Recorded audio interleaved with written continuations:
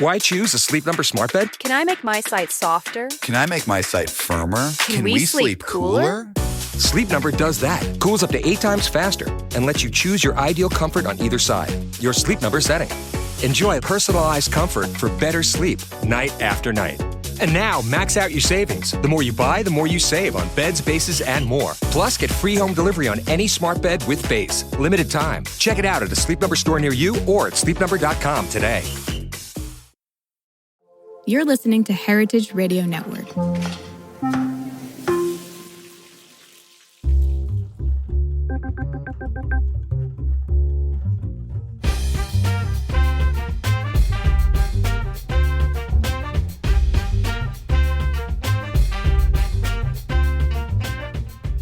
Hey, it's Sam Ben-Ruby, and this is The Wine List. The Wine List is a new fast-paced podcast featuring the best-in-class wine guests. Each week, I will ask our guests 5 questions about their current wine and food preferences. The same 5 questions I've asked everyone from day one on the Grape Nation. Get ready for the most diverse and interesting recommendations to try now. We'll also find out what's going on in our guests' world. This week, we talked to Isabelle Legeron. Isabelle is one of the most prolific and effective people in natural wine today. Growing up around grapes in France, she pursued her Master of Wine, and in 2012, she fulfilled a mission by founding Raw Wine, the world's largest community of low-intervention, organic, biodynamic, and natural wine, their growers, makers, and those who love drinking them. She created the Raw Wine Fair, a year-round series of festivals in major cities spanning the globe. Isabelle is the author of the seminal book, naturally called Natural Wine. She has joined us on the podcast every year since 2016 to talk about raw wine, the people, the wine, and the fairs. Isabelle, welcome back to the Grape Nation for the 8 trillionth time. To the Wine List, not the Grape Nation. Thank you so much, Sam. This is something that I really look forward to. It's one of the highlights of my trip to New York every year. I love it too. I mean, Thank you. It's nice to create your own traditions. And for me, this is one. And I know for you, it's one. Unfortunately, I'm talking to Isabelle remotely today. I would say other than COVID, we would talk face-to-face every other time. But we're both in the New York area. Isabelle's in Brooklyn. I'm in New Jersey. And we're talking via our Zencastr app. All right, so you are in town for the New York Raw Wine Fair on November 9th and 10th, which is Sunday and Monday. And then subsequently, you have a few events that follow between now and the end of the year. We'll get into that in a few minutes, a lot of specifics. But let's get right into the wine list. We're going to ask you the original 5 questions that we've asked everyone, and you and I talked off air. You've probably done more of these than anyone. But there's some twists and turns, some additions, and keep raw wine in mind, because your world is so consumed by being surrounded by the fairs and the makers and all that impacts, what you do. All right, so here's the first question. Question 1 of the wine list. What are you drinking now? When you're home, what's in your fridge? What's on the table? When you travel, what are you drinking? I guess the direct question is what are you drinking now always related to raw wine if you're on the road doing raw wine, or are you drinking other stuff too? So what are you drinking now? So if you open my fridge door, it's true there's a lot of bottles are open, right now. That's also because I'm constantly tasting for the fairs. I'm really lucky that I get sent lots of samples for people who want to apply to come to a fair. And so, there's always a bunch of stuff open. So, what I'm drinking at the moment is also the stuff that I get that I love, because I don't drink everything. A lot of things I just taste, and then I guess I either pour it down the sink or give it to neighbors. But there are a few. I've had quite a lot of really lovely growers send me samples recently. one that springs to mind is Type Blue, a young grower in Alsace, Elisa Kloor, and she's it's micro production, What's the lovely name of the wine, wines. Isabel? Her winery is called Tak Glou. Spell for me. Yeah, TACK and then GLOU. And her name is Elisa Kloor, KLUR. And she makes really beautiful wines, lovely skin contacts with aromatic grape varieties. And I think that's something that Alsace does really well, is how to handle the abundance of very upfront aromatic grape varieties by doing some skin contact. She does lovely Pinots, Pinot Noir. I also had some really lovely samples from a winery called Fischbach, also in Alsace, and been enjoying again some Pinots, some skin contact. And I live in France now, which is quite new because I think I just moved last time we spoke. Yes. So which makes it actually. In the UK, how long? I was in the UK for 32 years. Yeah, that's a long time. Yeah. Yeah, that was all my adult life pretty much as a working being person. In France change kind of the question, what are you drinking now? Did the pattern shift on that, or you still consume the fare? No, I still consume the fare, but it's a lot easier for me to receive samples or to visit growers.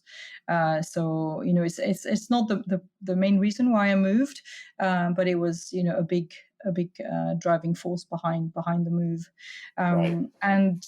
But also one of the things what I was saying is that now I have access to a lot of amazing cheeses, which I was really missing when I was in the UK.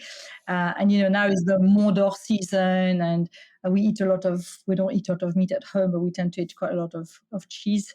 And having a perfect Mont d'Or or a raclette, really from like beautiful, like raw milk farmhouse raclette, and an Alsace sort of skin contact, Gewürz, Muscat, Riesling. So it's actually really, really nice.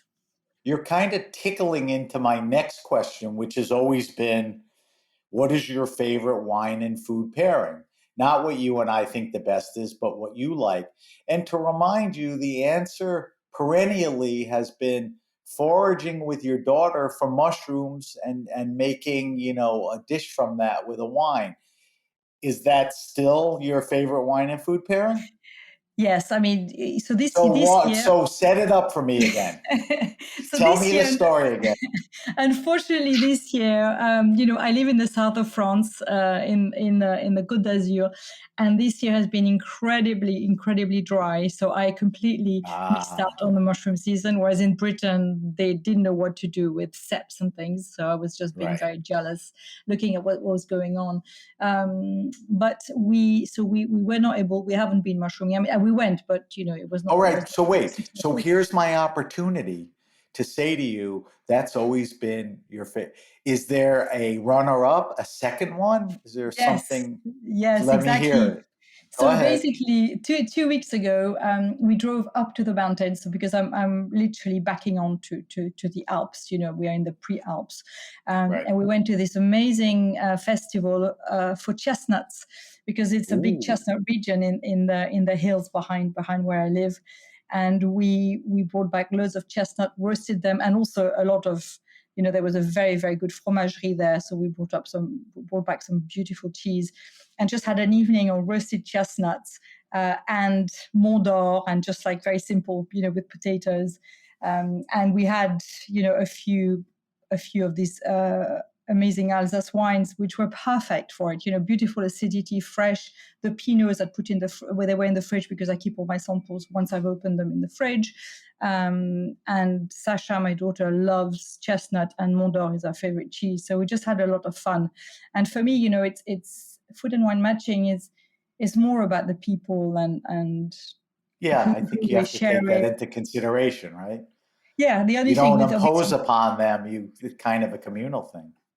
Absolutely. I mean, obviously, with chestnut and cheese, it's quite full on, and it's very cloying, and so you want really refreshing. You don't want a lot of tannins. You Right. want nice minerality, nice, you want to wash it down basically to some extent. But yeah, That's that was. nobody has Mm. ever, Isabel, nobody has ever brought up chestnuts and Alsatian wine. So that's a first. After somebody who's been giving me the same answer for like 9 years in a row. All right, so that's a good one. I didn't mention that we post the answers. That's the whole point of doing this show and feature, to sort of illuminate some cool ideas, chestnuts and Alsatian wine, things like that. All right, third question. And I know you're so busy and in and out, but you're such, the global traveler. So here's what the question's always been. What is your favorite wine restaurant and or bar? Now, when I say favorite, I mean recommend to me places that are great with wine, have a great environment, great vibe, great wine list. You know, you and I are good friends with Sevi Peru, and 10 Bells kind of checks that box. You know, have you found anything close to home in your new, digs, in your travels? Are there places when you come back to New York that are memorable? Just throw out a few places, and these are not number one, two, and three. These are just suggestions from your travels. Can you think of anything? Yes, sure. I mean, recently, I obviously, I'm very close to Nice, so I'm exploring Yeah. Nice, and there's a really beautiful restaurant called Le Lavomatique, which is Mm. just small dishes in the Vieux Nice. With a really really nice wine list, and there's actually a wine shop next door, which I am Oh, trying to nice. remember the name, um, and they have very old vintages of very classic natural wines in France. From So the that makes it Courtois interesting. from the Courtois family. I picked up some Julien Courtois, sort of 2000 um, 10-year-old, like 2005, 2004, Wow. really old bottles, That's at like 20 50 years. euros a bottle. That was just like really quite remarkable. And it's stuff that he's been basically saving for a long time. And that's, so there are, the thing with France is I think there's a lot of little pockets like this of Right. old wines being stored, and you can have access to, because to me, when you work naturally, you really need time to enjoy the wine at its best, when Right. you're Good out of point. that kind of like primary youth, and then you get into sort of, in a way, more complex aromas. You dug in and found the right place pretty quickly. It sounds pretty good, like a gem. Give me something else. um, There's also Le Loubar, which is another local place to LP? where I am in Villeneuve-de-Loubet. So that's also in the south, where it's a great place to go and hang out for very simple, traditional, authentic food. Just like sausage and mash or something like that. Right. Just really simple, wholesome, but it's a real hangout. And whenever I go there, um, I bump into wine producers, and they also have Nice. old vintages of some classic wines there. By the glass or on the list. So that also something that is really really lovely Nice. about Is it, parts what'd of you say, France. Lubar, Loup? Le Loubar, Loup, and then Yeah. Bar. Okay.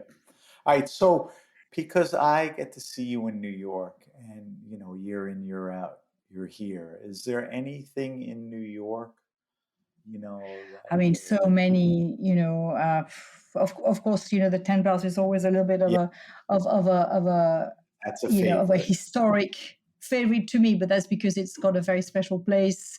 But there's so many June Wine Bar. There's so many here. I mean, that is something that I'm really looking forward Right. to. I already. Pascaline's Chambers. Yes, exactly. And Yeah. I'm catching up with a lot of friends. But 10 Bells, you're right, is kind of an OG, in the natural wine world. So it's a special place. All right, so those are good. I don't want to flood the gate with too many. All right, fourth question, and this is something you've answered consistently, but I mean that's good. It's genuine. It's the question was, what's your favorite all-time wine? And the question morphed into, what's that wine to this day has had the biggest impact, on your um, on how you look at wine, how it changed your thinking, how it, opened up or woke up. Is it still the same wine?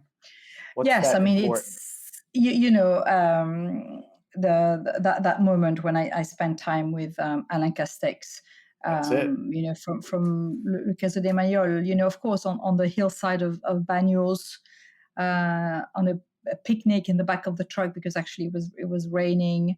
And then they opened some unlabeled bottle, and one of them was Canta Right. Mañana, which is basically this incredible rosé. I mean, obviously Alain is no longer with us, and occasionally, I have quite a few bottles, and occasionally I'll open one and think about his work and him, because for me that was really the first time that you know, quintessentially, I think Alain was like, meant authenticity and honesty, really genuine, loving person who basically tended to his vine and made wine in exactly the same way.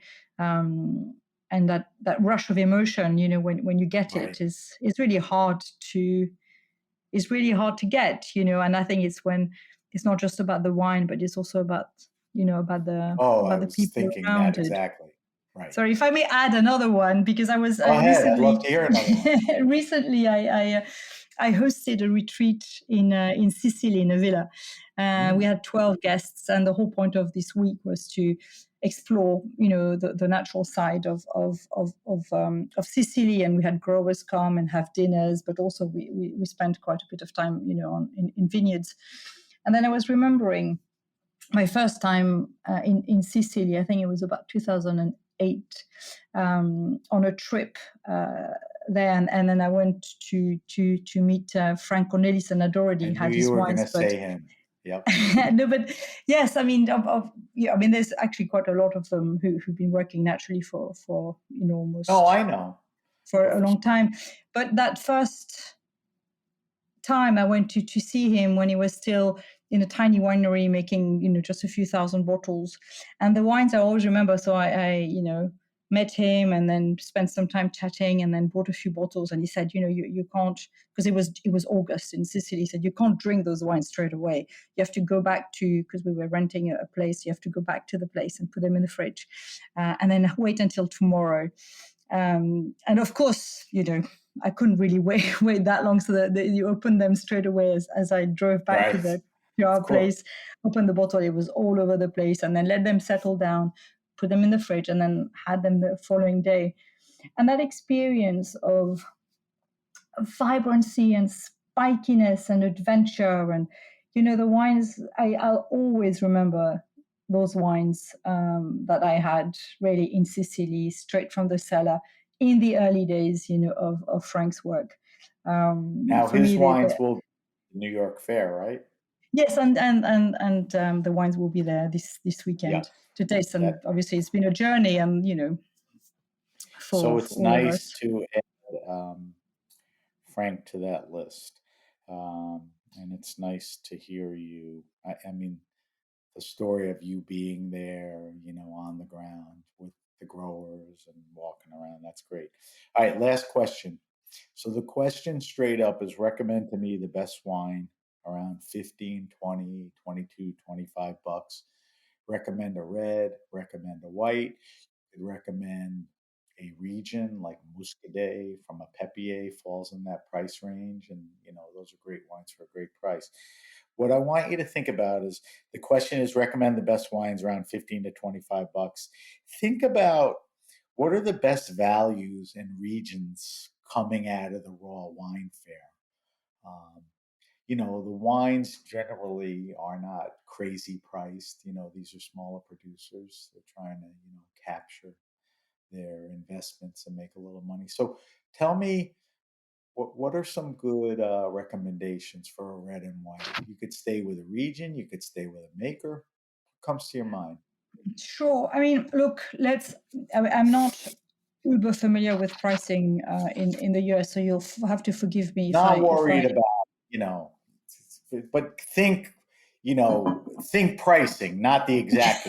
Okay. So there's, I'm going to pick growers from the fair because it's obviously Yeah, then that'd be people can great. actually taste them because they often come back to the fair. There's Bodega Frontio, who is based in Castilla y León. That was the first discovery for me. I think it was back in about 3 or 4 years ago. And Tige is the grower, and they're actually imported in the US now by Nomadic distribution. And they make really lovely fresh reds. Castilla y León is hot, right? So you could think, Right. oh my God, they're going to be quite extracted and so on. But his style is really light, more like eat fusion, and I think the wines are really well priced. So the reds from Bodega Frontio, Castilla y León, it's not the sexiest wine region in terms of perception, but actually it's home to a lot of amazing vineyards. And really interesting. You've been supportive of the region for many years that I can recall. So it's nice to hear that. Absolutely, because they are they're not like I would say Catalonia or the regions are more famous, but I think Bodega Frontio is a good show value. Right. What about that's red, white, right? Yes, red, exactly. Yeah, Think exactly. about a white in that same vein. So not anywhere. So we have a lot. We're showcasing a lot of Greek wines. We're doing like we'll talk about that in a minute, but I think that would fit the answer. So tell me and maybe get specific. Yeah, because we have about like 30 different wines being poured in like a discovery area for Greece, just showcasing basically like 30 different indigenous Greek varieties in partnership with Eclecticon, the importer, and they have. There's one that they've got tons, but there's a producer called Doric, who in Delphi region, and I think I'm hoping they're pouring that, but they make one which has had some contact with pine needles, which is really interesting. So I think there's a lot of. Basically, there's a lot of really fascinating white grape varieties. What do you call that when you make wine and you put in apples or cherries? That's, I think, a co-ferment. What happens when you add something other than another grape? Or is there a name for that? I don't know. I think it's such a traditional way of making wine which dates back hundreds of years. Obviously, yes, and I mean another one is the wines from Georgas. They make one of the most beautiful Retsina that you will ever be able to taste, and I think for me it was a real discovery when I went to visit them and discussed with them the way of making Retsina, where he goes to collect the Aleppo pine resin is very specific in terms of the quantity of fresh resin he adds to the fermenting must. And then the aromatic is really elegant, and it just adds just a touch. It's not this kind of toilet cleanser stuff that sometimes when you go to Greece and you go for Retsina and it's like disgusting. So Georgas will be, there'll be some wines from Georgas, and I am hoping that they're bringing the Retsina, but I'm going to mention it to Eclecticon to make sure that they bring a sample of that for people to try. So I think it's nice to explore these traditional methods that are being revived, but they're being revived properly, with proper ingredients and proper care. I think, virtually everyone at Raw Wine, that's how they approach things. They're not rushing things or whatever. I mean, they're taking that artisan approach, taking their time. So that's nice. All right. So great job on that. I will post those. There's a lot of new and interesting answers there. Greek wines are coming into their own, but I'm not sure people know where to go, for some good, natural, thoughtful made, Greek wines. Were you going to say something? Yes, we're very lucky that we have a nice selection of Japanese and Chinese wines. So we're going to get to that in a minute. Okay. All right. I trust me, I'm aware of all that. Korea, China. We'll talk about all that. Because I have you, and I, respect your whole perspective, on everything you do. I wanted to ask you some general stuff, and then we'll get into the fair. Um, one thing that's been coming up over and over is wine consumption and wine sales are down. There's this stupid tariff thing still looming. I think drinking habits have changed demographically. You hear over and over, younger people don't drink as much. You've always worked with a group of smaller, I like to call them thoughtful producers from around the world. Um, is that stuff in fact happening? Consumption down, sales down, tariffs, maybe dangling. Is it having any effect on these guys, on the type of producers, that you work with? 100%. Now more than ever, we need to rally behind them, because they are in that kind of price category where the wine is slightly more expensive than your Right. really baseline entry level stuff that you might find for, I don't know, 10, $15 or something like this. So 100%, I actually have not spoken to anyone recently in the past few months that has not been affected by not just tariffs, like you say, well, there's tariffs, there's Well, obviously. I wanted to ask you of consumption down, obviously that leads to sales down, demographic changes, tariffs. Is any one thing, more threatening than the other, or collectively it's just a bad situation? I mean, I think it's collectively Right. we're really like in the conjuncture where everything seems to be coming together to make it really hard, for people. And I don't think it's because necessarily people can't afford to drink. I think it's also because they're a bit scared, and people are maybe saving and not spending as Right. much as they used to. Obviously now prices has increased, and like you said, people are drinking less, and now they're moving more towards low to zero alcohol drinks. But also, I was thinking about this recently. I think we've also created, apart from these forces that we're grappling with, there's also a situation that we've created as an industry. I think is by planting so many millions of hectares in places where they shouldn't be planted, we've created this surplus. We've created a drink that's lost any cultural meaning. But are you When referring more to, I think people who know you or even listen to the podcast so far realize the type of producers. Are you talking about more corporate and industrial plantings? Because they're the what ones take. Yes, of course. So what I mean is, as an industry as a whole, I think we've kind of I say we as as the rural Right. we, Right. but I know exactly what. collectively, collectively we got carried away, in the past 20, 30 years, and planted vineyards in vast areas in California and parts of Australia where there shouldn't be any vineyards because they can't survive. They're planted on deserts and they only survive by a humongous amount of water. But these large productions, and also France, I mean, we're all culprits here. But what's that created is we flooded the market with this like cheap drink that resembles it's just basically a drink we've kind of created, we've called wine. And I think there's also been a backlash by young people who have this drink and have lost interest because this drink, this actually beautiful thing in essence that it An can be. agricultural product, artisanally made, Yes, farmed. with a cultural meaning. I think Right.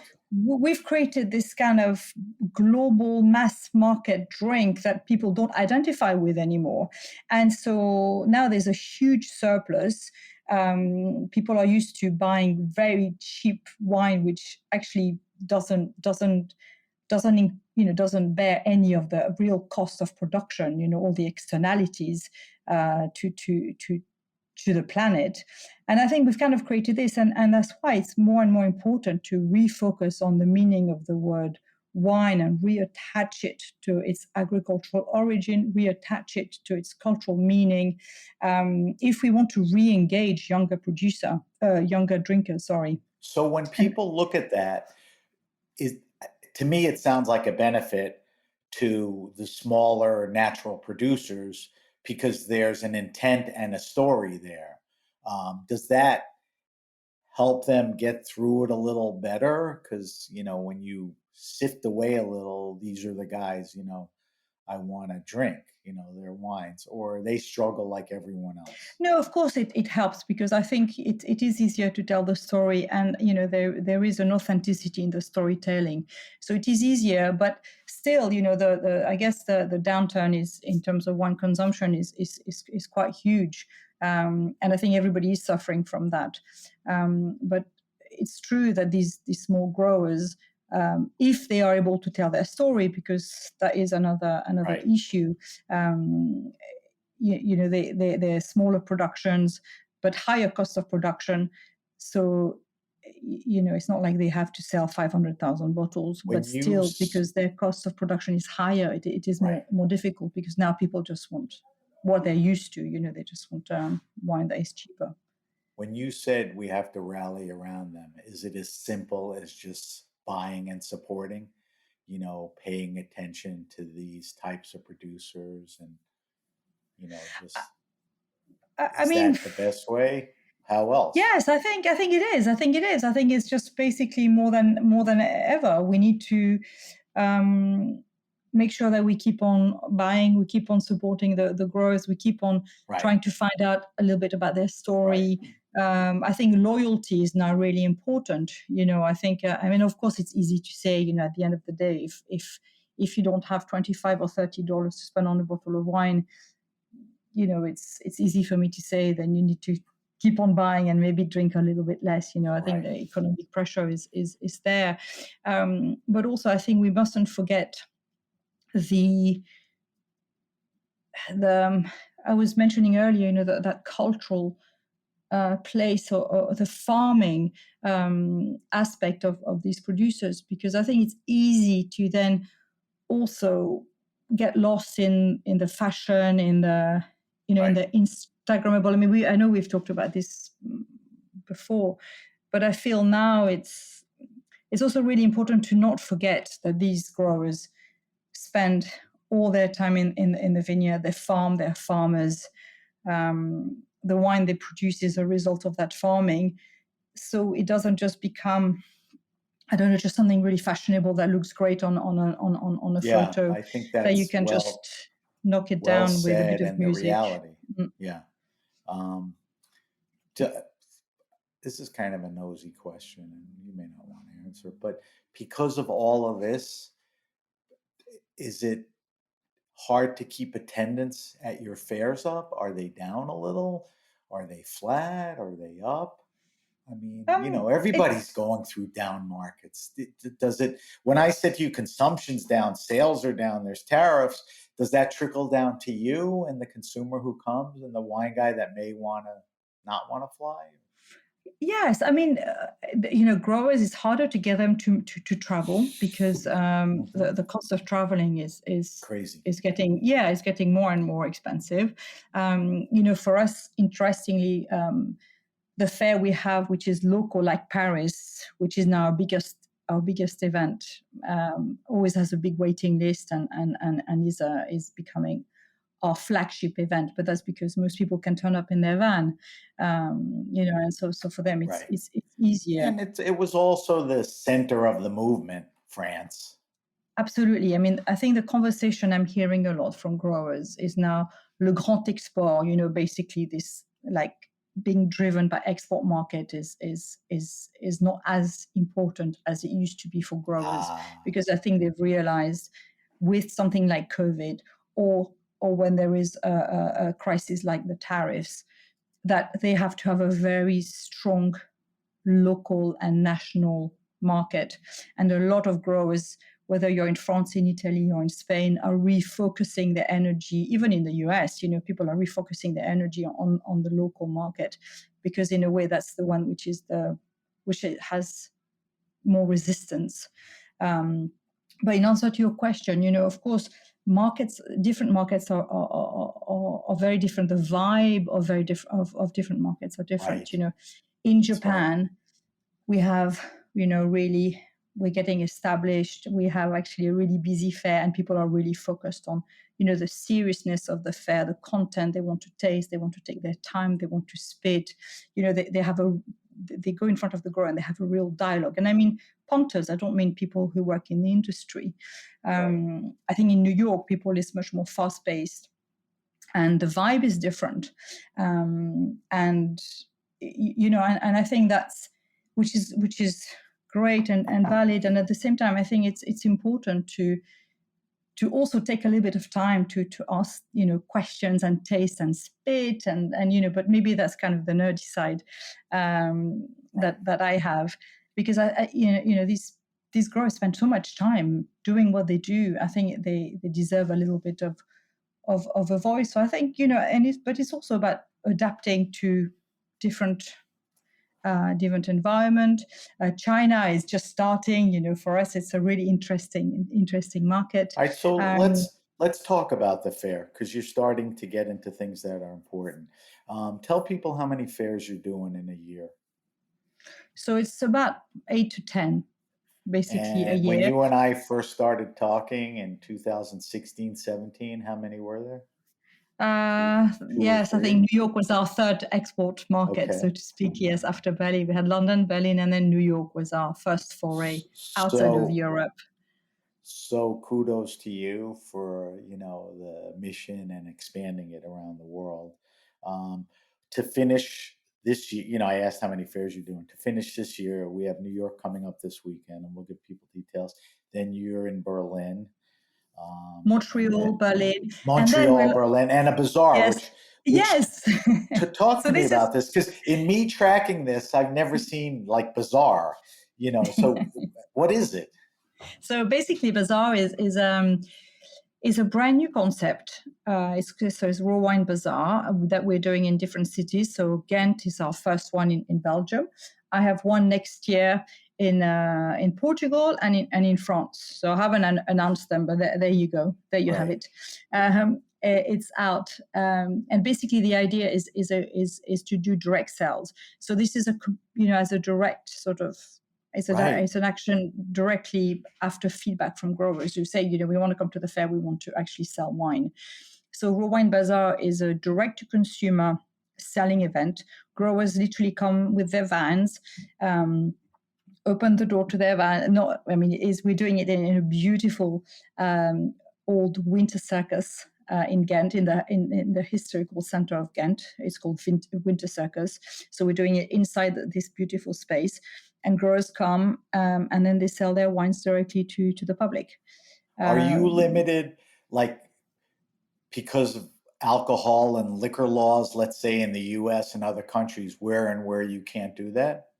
Well, yes, you couldn't do that in the U.S. Okay. Absolutely. So but still, have you done it yet, or this is the first one? No, this is the first one. But still, even though most growers are coming from within the EU, and even when you're in the EU, you still have to go via, the sort of, paperwork to do with the border control. You have to declare your wines. There's still a lot of paperwork, but you can literally, wouldn't that be amazing if in New York you could just have literally hundreds and hundreds of bottles out there? I know you couldn't, but it's awesome. It's like your holiday shopping with the best growers in one place.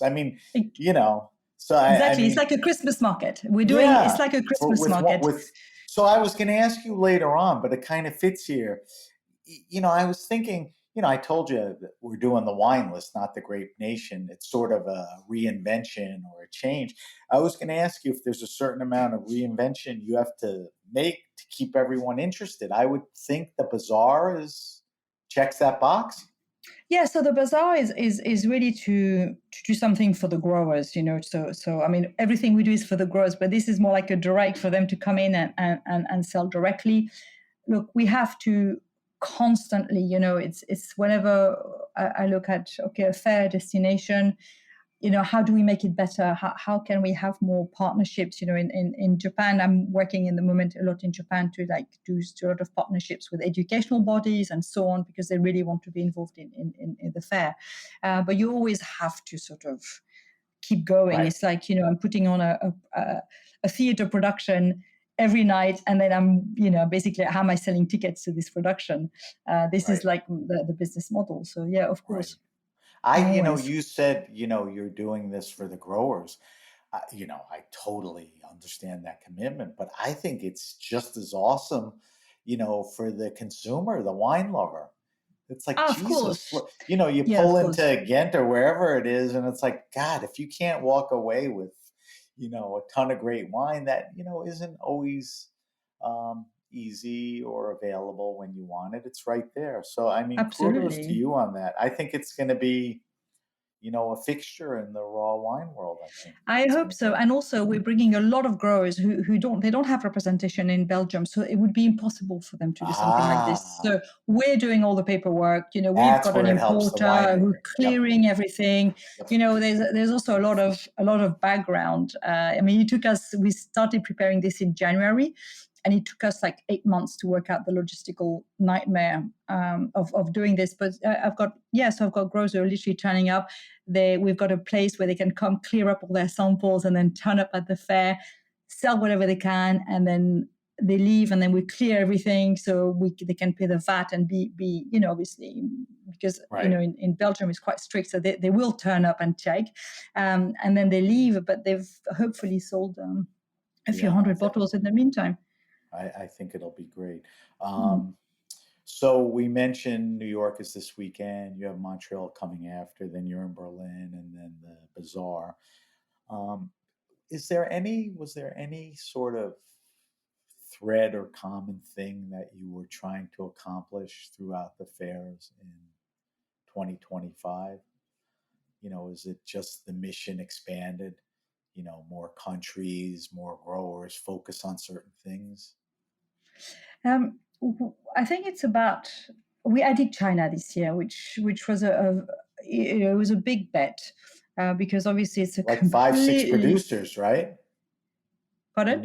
In New York, you have multiple. So we have, so now, so this is the beauty of it. Is what I mean is we added China as a destination. So I did our first raw wine fair in Shanghai, and I think we had about 75 growers.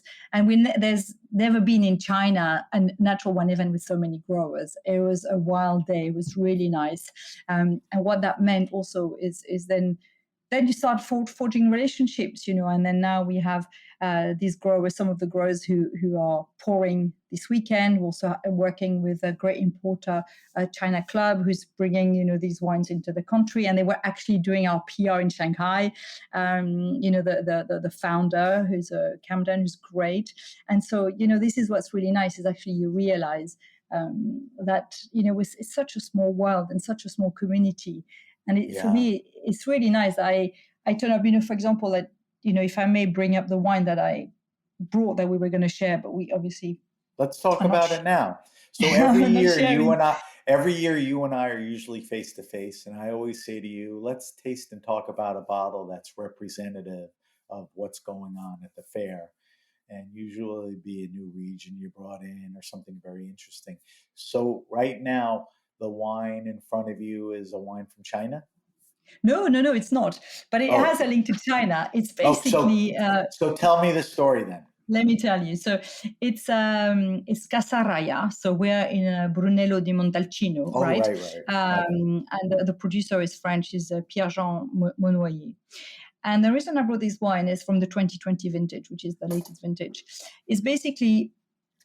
Pierre-Jean's been coming to our fairs for a long time, and he was in Shanghai.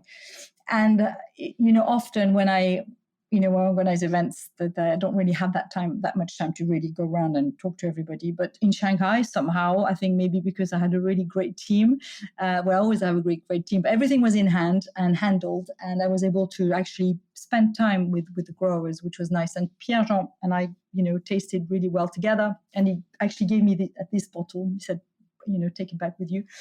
And I wanted to talk about this because So, we're in Montalcino. It's a Brunello di Montalcino. So it was aged, in matured in oak for 4 years before release. It's probably, I don't know how much it retails here, maybe $100, $120 a bottle. Pierre Jean works completely naturally. He's got, I think, 4 or 5 hectares of obviously prime real estate in Italy. And it's a pure Sangiovese. And so he was in Shanghai, but he comes to all over the place with us. So it's a really nice connection to see that actually, the community is really there and vibrant, and it's always the same people that we hang out with, whether in Shanghai or Tokyo. But also this typifies what I was talking to you about earlier. It's not a showy, natty wine. His Instagram is not like fluorescent colors. This is obviously about really serious farming, serious commitment, because it's expensive to farm there in terms of the land. The wines are pricier. So you pick up a bottle, you have no idea it would be necessarily a natural wine. It looks quite serious. It's got the DOCG appellation, on the label. But this is really what these wines are about. It's like the amount of farming and seriousness. I mean, this is a wine. It's 2020. It's beautifully silky. It's pure, like really perfumed Sangiovese. Great longevity. 2020 was a good vintage year in Brunello. I think, I actually, good. yeah. So wait, is this the only Brunello at the fair? No, there are others, but what I mean is that this typifies, for me, the other side also of natural wine, which is the more calm, serious, that takes a bit of time, that not just necessarily party atmosphere, and so it's both aspects, which I think are important, and this is a great wine, great longevity, great poise, great structure, that is also coming to a fair. So it's nice to have the both sides, and to also realize natural wine world is complex, and it's got many facets, and people coming from all walks of lives. That's a great story. So that's the wine I wanted to share with you. You mentioned you did a fair in China, and now you have some Chinese wines. We talked a little about Greece. Greece is, really has some good producers. You've always had a good representation of Georgia, which how they make the wine and their history is a big part of, the movement. You briefly mentioned Japan, and there's even a wine from Korea or whatever. I guess Asia is starting to really, people are, in my circle, SOMs, you go to Portfolio Tasting Fair, people are talking about, Japanese wines a little. I guess they're making an effort. Yes. I mean, there's actually, we at the fair in Tokyo, we have about 25 growers who pour. So we have a lot of, wine producers, but also sake. People are rediscovering all the the proper sort of rice wine culture and organic rice production. And then this producer from from Korea is basically it's a no alcohol. It's like a fermented Korean green plum extract aged amphora, in jars, which is amazing. And I think, and we're not talking about wine here, but we're talking about a long tradition of fermented drinks that also have a place in what we do, because there is a curiosity, in our community, and that's what I love is the fact that we can have so many different drinks all under one roof and sharing one common love for nature and a common love for fermentation.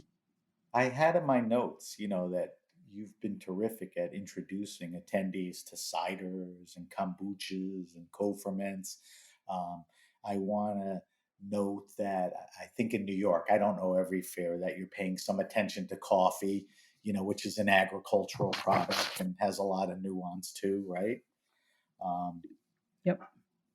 And then, Yeah, this year we have Café Unido, basically from Panama, and they'll be pouring some geisha coffee, which will be really interesting. Which is nice. Before we wrap up, is there anything else you want to get in that we want people to know? No, I think we've got so we have 20 Georgian group producers. So this is the largest gathering of producers, which is really nice. And we have lots of people who've never poured in New York before and who've never poured at a raw wine fair before. Great. And I think it's really great because it's an opportunity to expand your repertoire. It's not just the same growers like Cornelissen or Guttegau pouring, but it's also loads of really exciting producers from Portugal, from Italy. You're pouring the next Guttegau, Yes, exactly. You have to commit to that. So. Exactly, and that's testament to the scene is really, really dynamic. I mean, I know the market is really slow, and it's such a shame because I have never seen so many samples, so many new people wanting to pour at a fair. Yeah. There's so many exciting growers, and I think the good thing in a way for me is that people are having to maybe work harder at selling their wine, so they're looking at different ways, and I think exhibiting at the fair is one not a bad way. thing. Because that usually works out the better. All right, let me do a quick wrap up. And within the wrap up, we'll give people all the information about what's in front of them and how they can get there and schedule everything. So if you'd like to contact the wine list, we're at samatthegrapenation.com. That's samatthegrapenation.com. The wine list is available on Apple Podcasts, Spotify, Google Podcasts, Stitcher, wherever you get your pods. Please subscribe to the podcast and leave a review if you like what you hear. Follow us on Instagram at @SBenRuby, on X @BenRuby, on Facebook we're at The Grape Nation. As I mentioned, I will post all of Isabelle's wine list picks on our social media sites and any other wines that came up of note. All right, so Isabelle, here's where we want people to know what to do and where to go. Where can we find more info? So let's say I'm a New Yorker, I'm listening to this, the fair's this weekend, and then I'm in Montreal, that's coming up after and back. What's the best way for people who are interested? Let's talk first about attending, because the sites are very rich in information, but where do I go? Hey, well, what time is it? Where is it? How much are tickets? What's the best thing?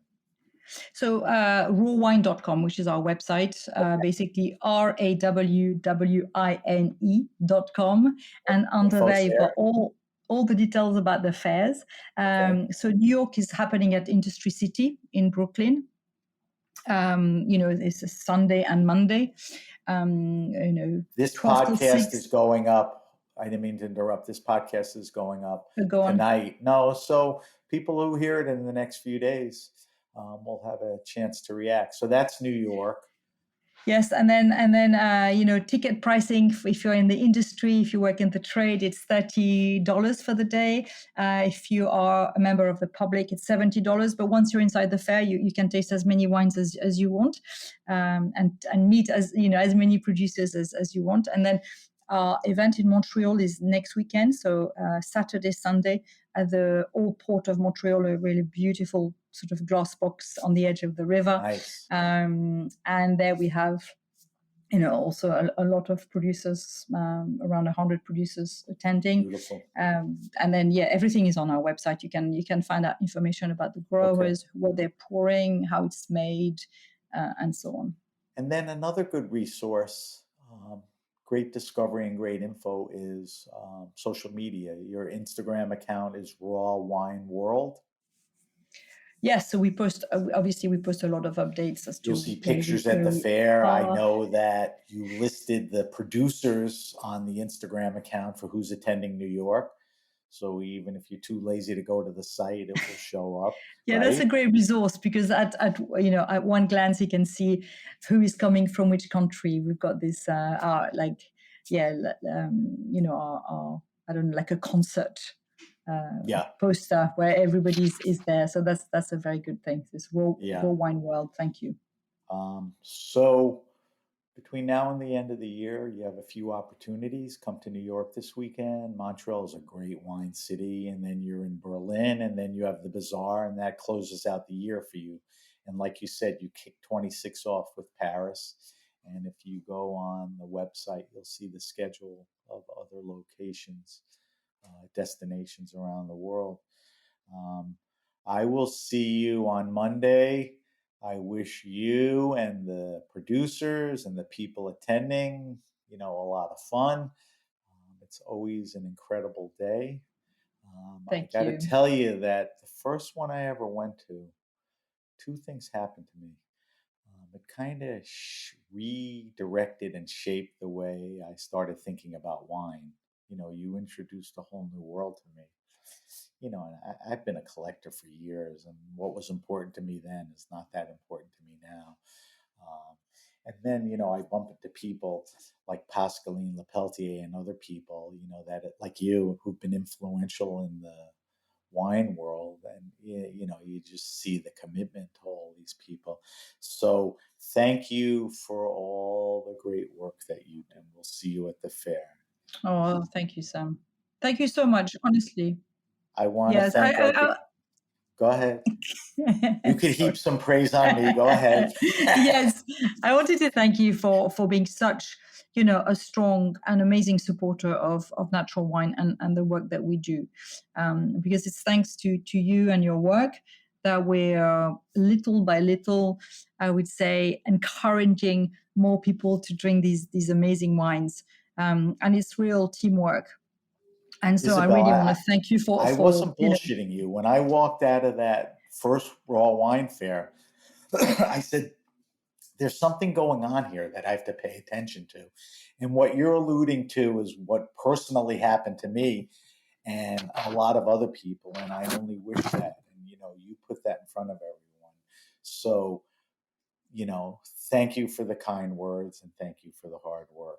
All right. So I want to thank our guest, Isabelle Legeron. Isabelle is Raw Wine. We gave you all the info on where to, do it. Get your butts out there.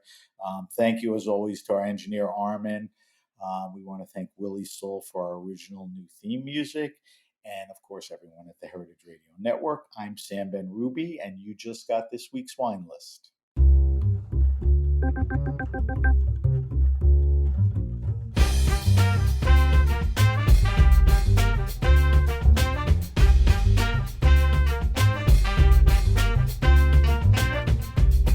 Thanks for listening to Heritage Radio Network, food radio supported by you. Keep in touch at heritageradionetwork.org/subscribe.